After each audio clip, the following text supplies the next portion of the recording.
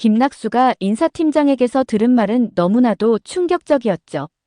아산 공장에서 20명을 해고할 명단을 직접 작성하라는 통보였는데요. 선택지는 단 2가지뿐이었습니다. 20명을 해고한 뒤 본사로 복귀하느냐 아니면 명예퇴직을 선택하고 조용히 회사를 떠나느냐였죠. 하진은 수겸이 졸업식까지만 버티자고 부탁했는데요. 하지만 막상 낙수 앞에 놓인 현실은 너무 잔인했습니다. 서류 한 장에 그 사람들의 인생이 달린 일인데 어떻게 그 이름들을 쉽게 적을 수 있겠냐는 것이죠. 하루하루 치열하게 사는 직원들을 떠올리면 그중 누구 하나를 찍어서 내보내는 일은 낙수에게는 상상도 할 수 없는 선택이었죠. 그런 와중에 공장에서 사고가 일어났습니다.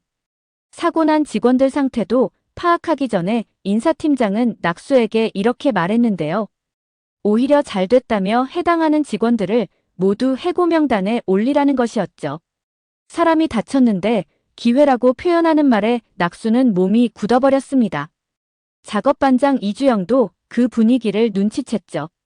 김낙수를 향해 이렇게 말했는데요. 직원들을 해고해야 한다면 팀장인 자신이 책임지겠다고 말했죠. 김낙수는 말도 안 되는 소리라며 끝까지 공장에 붙어서 책임을 다하라고 말했습니다. 본사에 보고해야 하는 시간이 되었는데요. 낙수는 무거운 마음으로 본사 로비에 들어섰습니다. 오랜만에 온 본사 로비가 왠지 낯설게 느껴졌죠. 낙수의 발걸음은 점점 더 무거워졌습니다. 인사팀장은 누군가와 통화하고 있었는데요. 해고는 잘 정리될 것 같다고 말했죠. 술상무로 유명했던 낙수를 이용해 술접대까지 하겠다는 이야기를 했습니다. 두 사람의 전화를 듣는 순간 낙수는 또 한 번 깨달았는데요. 더 이상 이 회사에서 자신 자리는 없다는 것을 말이죠. 그들은 낙수의 일하는 능력이 아니라 자신들이 하기 싫은 뒤처리를 해줄 사람이 필요했던 것입니다. 명단을 내놓으라고 재촉하는 그곳에서 낙수는 조용히 휴대폰을 꺼내 가족 사진을 바라보았는데요.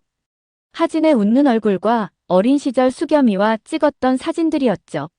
낙수는 차분하게 말했습니다. 저 명퇴하겠습니다 라고 말이죠.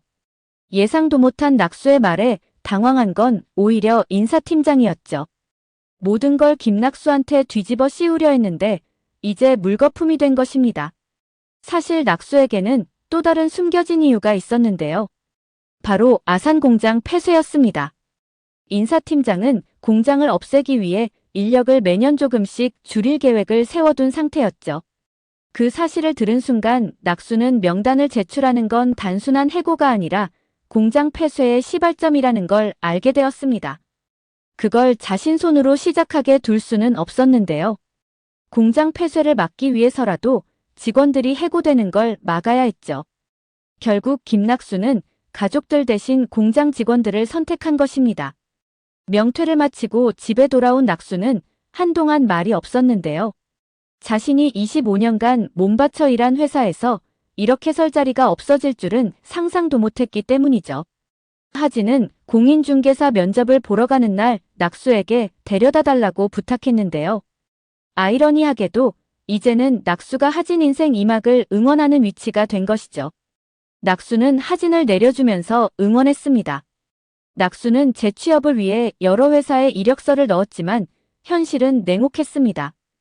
대기업 부장은 연봉이 너무 높아서 맞춰줄 수 없다는 이유로 모두 거절당했죠. 결국 낙수는 논팽이를 찾아갔습니다.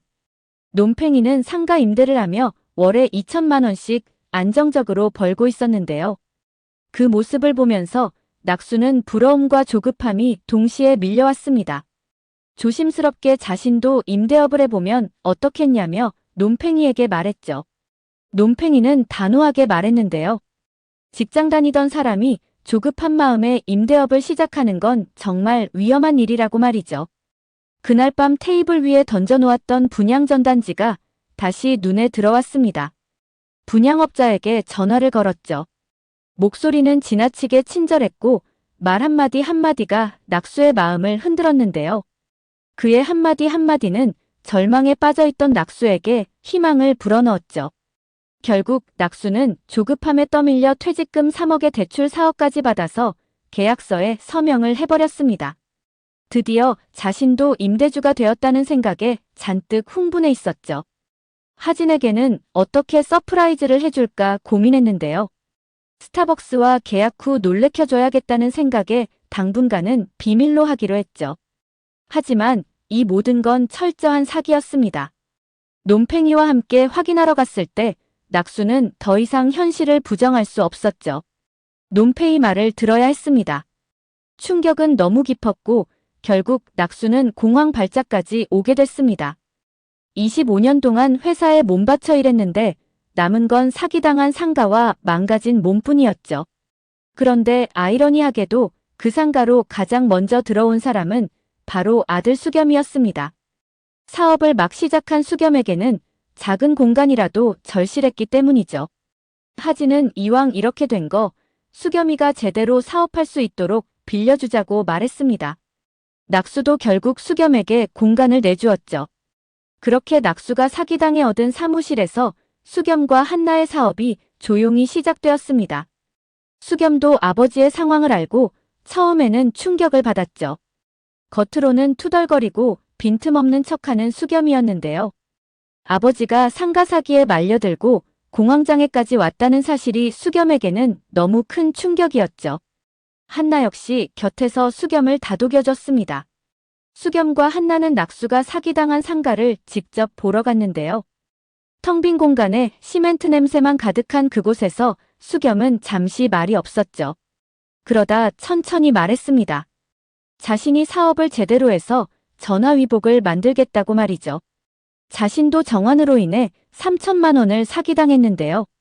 처음 이 사실을 들은 낙수는 무척이나 놀랬죠. 하지만 하진에게는 비밀로 하라며 그 돈을 갚아주겠다고 했습니다. 수겸은 사업을 하는 데 있어 초기 자본이 필요했기에 그 돈을 물품을 구매하는 데 사용했는데요. 결국 김낙수의 3천만 원이 초기 자금이 되어 수겸 플랫폼이 대박을 터뜨리지 않을까 생각됩니다. 오늘 영상은 여기까지입니다. 구독, 좋아요는 언제나 제게 큰 힘이 됩니다.